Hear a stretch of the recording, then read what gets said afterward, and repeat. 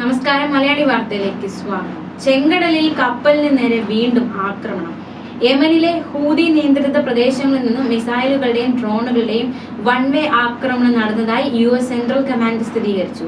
യമനിലെ അൽ ഹുദൈദയിൽ നിന്ന് ഏകദേശം 50 നോട്ടിക്കൽ മൈൽ പടിഞ്ഞാറ് ഭാഗത്ത് ചെങ്കടലിലെ ഒരു വാണിജ്യ കപ്പലിൽ നിന്ന് ആക്രമണത്തെക്കുറിച്ച് റിപ്പോർട്ട് ചെയ്തതായി UK maritime trade operations office അറിയിച്ചു.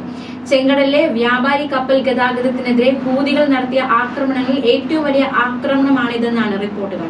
യമനിൽ നിന്ന് വിക്ഷേപിച്ച നിരവധി ഡ്രോണുകളും മിസൈലുകളും ഓപ്പറേഷൻ പ്രോസ്പെരിറ്റി ഗാർഡിയനുമായുള്ള യുദ്ധക്കപ്പലുകൾ വെടിവെച്ചിട്ടതായി US മാധ്യമങ്ങൾ റിപ്പോർട്ട് ചെയ്തു.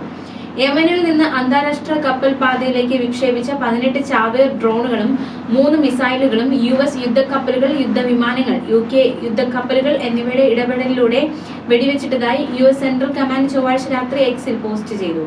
കപ്പലുകൾക്ക് നാശനഷ്ടങ്ങളൊന്നും റിപ്പോർട്ട് ചെയ്തിട്ടില്ല. ഏറ്റവും പുതിയ ആക്രമണത്തോടെ ചെങ്കടലിൽ ഹൂതികൾ നടത്തിയ 26ാമത്തെ ആക്രമണമാണിത്.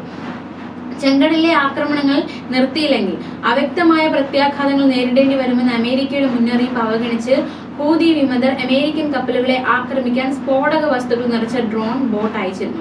എന്നാൽ ഈ ശ്രമം പരാജയപ്പെടുത്താൻ US നാവികസേന അറിയിച്ചിരുന്നു. സ്ഫോടക വസ്തുക്കൾ നിറച്ചെത്തിയ ബോട്ട് തങ്ങളുടെ കപ്പലുകളിൽ നിന്ന് അകലെയാണ് പൊട്ടിത്തെറിച്ചതെന്ന് നാവികസേന വ്യക്തമാക്കി. അങ്ങേയറ്റം നിരുത്തരവാദപരമായ പെരുമാറ്റമാണ് ഹൂതി വിമതരുടെ ഭാഗത്തു നിന്നുണ്ടാകുന്നതെന്നും പ്രദേശത്തു കൂടി കടന്നുപോയ കപ്പലുകൾക്ക് നേരെ 25ഓളം തവണ ഹൂതി വിമതർ ആക്രമണം നടത്തിയിട്ടുണ്ടെന്നും US നാവികസേന വൈസ് അഡ്മിറൽ ബ്രാഡ് കൂപ്പർ പറഞ്ഞു. ഹൂതി വിമതർക്കെതിരെ അമേരിക്കയുടെ നേതൃത്വത്തിൽ ബ്രിട്ടൻ, ജപ്പാൻ തുടങ്ങി 12 രാജ്യങ്ങൾ കഴിഞ്ഞ ദിവസം സംയുക്ത പ്രസ്താവന പുറപ്പെടുവിച്ചിരുന്നു. ഇതിന് തൊട്ടു പിന്നാലെയാണ് അമേരിക്കയുടെ കപ്പലുകൾക്ക് നേരെ ആക്രമണ ശ്രമം നടന്നത്. കഴിഞ്ഞ നവംബർ 19 മുതലാണ് ചെങ്കടലിൽ ഹൂതി വിമതർ വാണിജ്യ കപ്പലുകൾക്ക് നേരെ ആക്രമണം നടത്താൻ തുടങ്ങിയത്. ഇസ്രായേൽ ഹമാസ് പോരാട്ടത്തിൽ ഹമാസിന് പിന്തുണ പ്രഖ്യാപിച്ചുകൊണ്ടാണ് ഈ നീക്കം. ആക്രമണങ്ങൾ രൂക്ഷമായതിനു പിന്നാലെ ചില കമ്പനികൾ ചെങ്കടൽ വഴിയുള്ള ഗതാഗതം താൽക്കാലികമായി നിർത്തിവെച്ചിരുന്നു. ആഫ്രിക്കയെ ചുറ്റിയുള്ള ദീർഘദൂര പാതയാണ് പല രാജ്യങ്ങളും തങ്ങളുടെ ആവശ്യങ്ങൾക്കായി ഇപ്പോൾ ഉപയോഗിക്കുന്നത്.